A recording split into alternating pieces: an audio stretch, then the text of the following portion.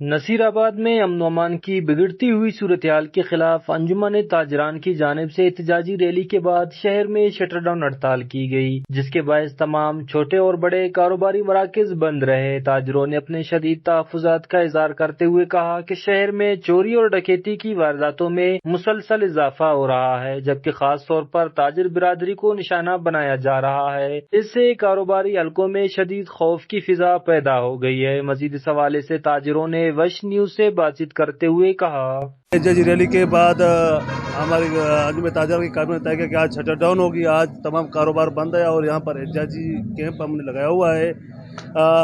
ابھی تک انتظامیہ کی جانب سے ہمیں کوئی ایسے نہیں ملی کہ آپ لوگوں کو تحفظ دیں گے یا کوئی ڈکیت گرفتار کیے ہوئے ہیں، کوئی ابھی تک رابطہ نہیں ہوا ہے۔ اگر ہمیں تحفظ نہیں دیا گیا تو مزید ہماری آج جو کمیٹی بنی ہوئی ہے انجمن تاجران کی، وہ بیٹھ کے آگے کا لائحہ عمل طے کرے گی۔